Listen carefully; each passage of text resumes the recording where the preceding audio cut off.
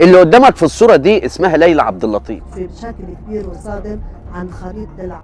ليلى عبد اللطيف بتطلع قبل اي حاجه وتقول ان هيحصل كذا كذا في الحته الفلانيه، وفعلا بتحصل. بتتوقع حتى الاقتصاد وفعلا بيزيد وبيحصل. بتتوقع الظواهر الطبيعيه وبرضه بتحصل. انا قعدت مستغرب وقعدت اسال نفسي هي الست ديت بتعرف وتتوقع الحاجات ديت ازاي؟ موضوع مهم جدا كان نفسي اتكلم فيه من زمان، بس بعد ما بحثت عرفت بيتوقعوا الحاجات دي ازاي، وعرفت بيجيبوا الحاجات دي ازاي. واكيد انت ان شاء الله لما تتابع الفيديو هتفهم وهتعرف وقلبك هيطمن ويرتاح انت كمان. فصل كده على سيدنا الحبيب واسمع الحلقه دهيت وحاول تنشرها. واسمع يا سيدي، بص يا عم، ليلى عبد اللطيف ديت اتشهرت قوي بعد زلزال تركيا. زلزال تركيا اللي كان سنه 2023 وبالتحديد في شهر 2/6/2023 الساعه 4:15. توقعت ان هيحصل زلزال وفعلا الزلزال ده حصل. الناس كلها كانت بتجري بقى تسمع فيديوهاتها وتسمع التوقعات بتاعتها اللي قبل كده، فكلت الناس مستغربه ازاي ديت بتتوقع الحاجات دي،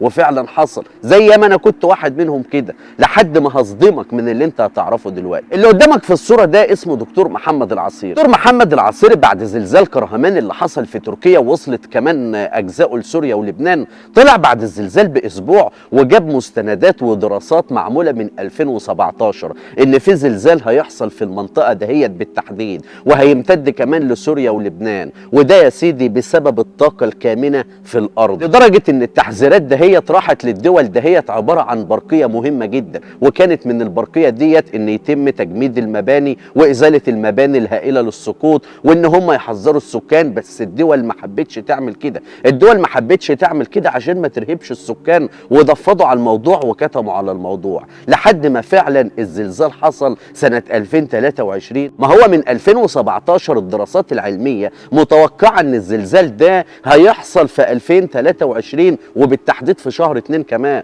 وفعلا حصل كده. فاللي امثال ليلى عبد اللطيف بقى وامثالها وغيرها بيروحوا يجيبوا التوقعات ويبحثوا عن الابحاث دي، يبحثوا عن الابحاث ديت ويعرفوها ويطلعوا لك على التلفزيون يقولوها لك على هيئه توقعات. يعني ببساطه كده بيحولوا البحث العلمي لتوقعات، فيجي الحدث يحصل. فانت طبعا مش هتروح تسمع محمد العصيري الدكتور اللي هو عضو اتحاد العرب للفضاء، مش هتروح تسمعه، ده انت هتجري جري تروح تسمع ليلى عبد اللطيف. زلزال قوي بيضرب بعض الدول العربيه ويؤدي للاسف الشديد الى سقوط ضحايا ما بين قتلى وجرحى ومفقودين مع حصول اضرار ماديه جسيمه.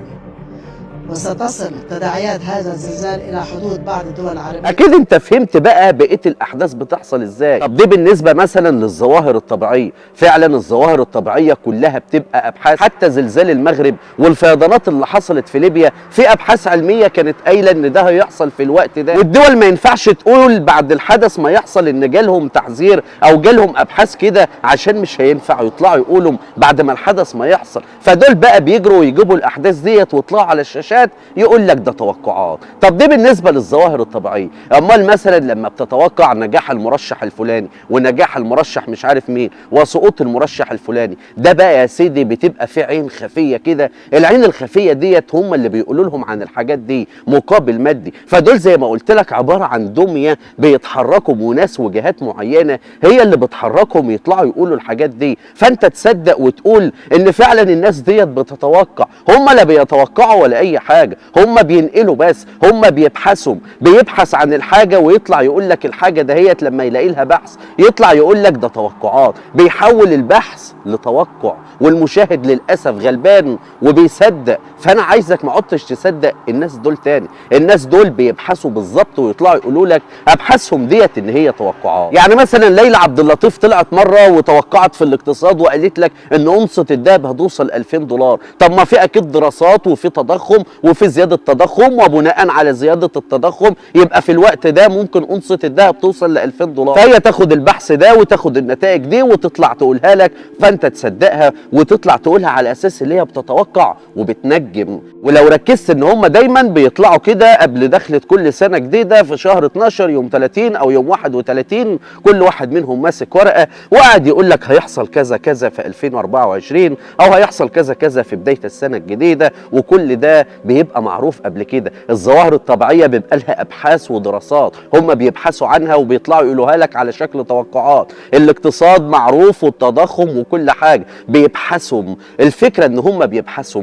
اما الحاجات التانيه اللي انت عارفها بقى زي سقوط طياره الرئيس الايراني مثلا، او نجاح المرشح الفلاني وسقوط المرشح الفلاني للرئاسه، فده انا عايز اقوله لك ان ديت بتبقى عين خفيه بتقول لهم عن الحاجات دي وبتخبرهم بالحاجات دي، وهم يطلعوا يقولوها لك على اساس اللي هي التوقعات. حتى المسلسل الامريكي اللي اسمه سيبسون ولا مش عارف اسمه ايه، المسلسل ده هو اللي بيطلع يتنبأ لك، اكتشفوا ان 3/4 حلقاته وان كل حلقاته بتتصور بعد ما الحدث ما يحصل، مش من قبل ما الحدث ما يحصل. فانت دايما ثق دايما وتمام الثقه ان لا يعلم الغيب الا هو. كذب المنجمون ولو صدقوا. عرفت بقى يا سيدي القصه ماشيه ازاي والتوقعات بتمشي ازاي، واللي بتطلع تقوله لك ليلى عبد اللطيف وغيرها بيبقى ماشي ازاي؟ يا ريت تكون عرفت. واشوفك في فيديو جديد. نسيت اقول لك، عارف ناس اللي مكتوبه على الفانيلا بتاعتي دهيت اثبتوا ان هم ما طلعوش ولا مره القمر ولا طلعوا الفضاء، وصوروا عندهم استديوهات على شكل الفضاء وعلى شكل القمر، بيصوروا كل الفيديوهات بتاعتهم من الاستديوهات ده. وسلام عليكم.